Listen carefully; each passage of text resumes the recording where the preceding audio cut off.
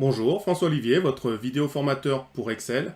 Aujourd'hui, nous allons voir dans cette vidéo formation ce que c'est une référence circulaire ou erreur de référence circulaire qui vous arrive souvent dans Excel et dont mes stagiaires me demandent souvent d'où ça vient, comment régler le problème. Donc, on va voir. Mais avant toute chose, il existe deux types de références circulaires. Donc, il y a la référence circulaire directe, qui sera notre cas numéro 1. Et ensuite, dans le deuxième cas, on verra la référence circulaire indirecte. Alors, pour créer une référence circulaire directe, que je vais faire exprès, vous voyez que dans la cellule A1, je vais écrire la formule de calcul suivant, A1 plus 1. Donc, je me mets dans la cellule A1, je mets égal pour passer en mode calcul fonction, et j'écris A1 plus 1. Donc, qu'est-ce qui va se passer concrètement? Eh bien, pour l'instant, il n'y a rien dans la cellule, donc Excel va prendre comme référence 0, et il va faire, donc A1 est égal à 0 plus 1, il va lui donner le résultat 1. Puis ensuite, il va continuer, il va faire 1 plus 1, 2. Donc A1 est égal à 2, donc il va faire 2 plus 1, 3, 3 plus 1, 4, etc. Et il va continuer comme ça. Donc je dirais que ça serait théoriquement un calcul illimité sans fin, sauf que bien sûr l'ordinateur, une fois qu'il aura atteint ses limites de calcul, il va s'arrêter avec un message d'erreur.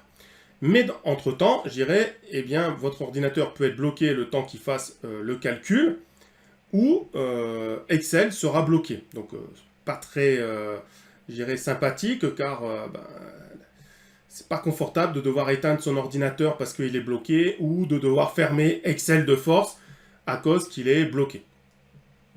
Donc, pour remédier à ça, pour éviter d'avoir ce genre de soucis, eh bien, Excel bloque les calculs de référence circulaire, et si je valide avec OK, vous voyez qu'il me met un message d'avertissement. Il existe une ou plusieurs références circulaires dans lesquelles une formule fait référence à sa propre cellule. Effectivement, comme je vous ai dit, ici j'ai une formule A1 plus 1 qui fait référence à la cellule dont je souhaite avoir le résultat A1. Directement, ce qui est notre cas, ou indirectement, le cas suivant. Que propose Excel pour régler ce problème? Essayer de supprimer ou de modifier ces références. Donc, ce qu'il voudrait dire que je dois supprimer ou modifier la référence à la cellule A1, ce qui n'est pas possible dans mon cas, ou changer les formules de cellules. Donc, effectivement, que si je mets ma formule égale A1 plus 1 dans la cellule A2, cette fois-ci, la formule ne fait plus référence à la cellule dont le résultat devra être contenu. Donc, la formule ne fait pas référence à A2 et ça fonctionnerait. Je valide quand même mon calcul. Et là, bien sûr, Excel me bloque le calcul et je trouve 0. Si je souhaite quand même réaliser ce calcul, je vais me rendre cette fois-ci ici, vous voyez, dans Fichier. Dans Fichier, je vais chercher Options. J'ai la fenêtre des options générales d'Excel qui s'ouvre et ici, voilà, je suis dans l'onglet Général des options d'Excel. Moi, ce qui va m'intéresser, c'est d'aller dans les options d'Excel, mais la partie Formule. Donc, je clique sur Formule et dans la fenêtre, je vais m'intéresser au calcul itératif. Donc, dans un premier temps, je vais activer le calcul itératif. Donc, calcul itératif, c'est justement de faire des calculs circulaires. Nombre maximal d'itérations, par défaut, Excel met 100. Donc, qu'est-ce que ça veut dire? Eh bien, il va faire 100 fois le calcul. Donc, rappelez-vous, dans notre cas, nous avions la formule de calcul A1 plus 1. Et vous voyez qu'actuellement, dans A1, il y a 0. Donc, il va le faire une première fois. Donc, 0 plus 1. Il va faire 1. Puis après, 1 plus 1, 2. 2 plus 1, 3, etc. Il va le faire 100 fois. Donc, il va ici, si je le laisse sur 100 itérations maximales, j'aurai comme résultat le chiffre 100. Je peux bien sûr changer ce chiffre et, comme vous pouvez voir, le chiffre doit être compris entre 1 et 32 767 et ça doit être un nombre entier. J'ai l'écart maximal entre deux calculs, c'est-à-dire que si jamais j'ai un écart qui est trop petit, eh bien, Excel va s'arrêter. Et vous voyez que l'écart maximal par défaut, c'est 0,001. Donc, tant que je suis donc supérieur, donc si par exemple j'ai 0,1 d'écart entre deux calculs, il continue. Si par contre je suis plus petit, donc si je suis à 0,0001, il s'arrête. Si je valide, alors on va faire juste une chose, je vais mettre à la place de 100, je vais mettre par exemple 68. Et si je clique sur OK, il a réalisé 68 fois le calcul. Donc c'était le nombre maximal d'itérations, 68. Et il a fait 68 fois.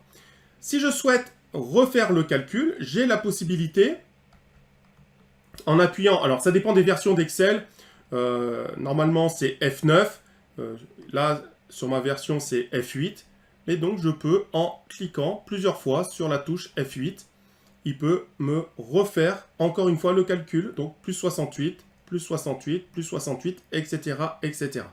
Donc c'est une possibilité, et de ne pas toujours aller dans Fichier, Options, donc Formule, et de faire OK, OK, OK pour qu'il le refasse chaque fois. J'ai juste en appuyant sur la touche F8. Donc voilà ce que c'est un calcul de référence circulaire et un calcul itératif avec 100 fois et un écart de 0,001 entre deux calculs. Là, c'était une référence circulaire directe. Donc voyons voir maintenant un exemple commercial. Mais d'abord, je vais aller me rendre dans Fichier, Options, et je vais désactiver le calcul itératif.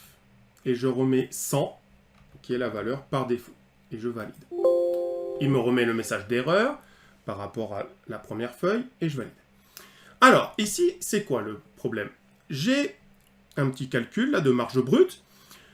Donc, d'abord, j'ai un chiffre d'affaires, donc combien j'ai vendu, par exemple, de commandes, 180 000 euros. Donc, dans les 180 000 euros, j'ai 30 000 euros de TVA. J'ai un chiffre d'affaires hors taxe de 150 000. J'avais acheté pour 41 000 euros de matériel, de pièces. J'ai une commission de vendeur que je n'ai pas encore calculée. Et j'ai la marge brute. Alors, la marge brute, quel est le calcul? Eh bien, c'est le chiffre d'affaires hors taxe, moins le prix d'achat, moins la commission du vendeur. Et ça me donne la marge brute. Sauf que la commission du vendeur, c'est B9 fois 15%. Alors, B9 fois 15%, si je regarde, qu'est-ce qui va se passer? B9 est ici. Dedans, j'ai la cellule B8. Et la cellule B8 fait référence à la cellule B9. Donc, j'ai une référence circulaire entre B8 et B9. Donc, si je mets ma formule de calcul, est égale, et que je mets B9 que multiplie 15%, et je valide, voilà. J'ai une double flèche qui apparaît, qui est une référence circulaire, et il me montre que j'ai une référence circulaire entre les cellules B8 et B9.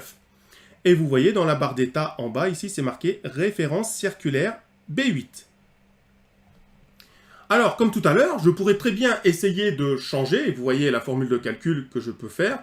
Je mets égal pour passer en mode calcul fonction, j'ouvre la parenthèse, et je fais B6 moins B7, je ferme la parenthèse, divisé par 1,15 que multiplie 0,15. Et je valide.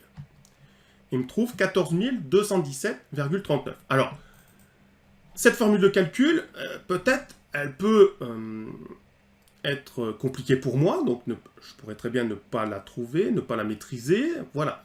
Donc, pour X raisons, je n'ai peut-être pas cette possibilité de trouver cette formule de calcul. Et moi, je me dis, ma formule, c'est simple. C'est, normalement, égal la marge brute que multiplie 15%, comme j'ai dit. Et il ne veut pas. Donc, comme tout à l'heure, Fichier, Options, donc Excel, je vais toujours dans Formule, activer le calcul itératif, on va laisser 100, donc il va tenter de trouver une solution en faisant 100 fois le calcul, avec un écart maximal de 0,001, et je valide en faisant OK. Et vous voyez qu'automatiquement, il a réalisé le calcul, et il m'a trouvé 14 217,39 € comme j'avais à côté. Donc dans ce cas, vous voyez que je peux quand même réaliser des calculs ayant des références circulaires grâce aux options calcul itératif. Donc, Fichier, Options, option d'Excel, formule. Et là, vous voyez que grâce à cette partie, j'ai pu réaliser mon calcul. Je vous remercie d'avoir suivi cette vidéo formation et je vous dis à très bientôt pour une nouvelle vidéo formation sur Excel.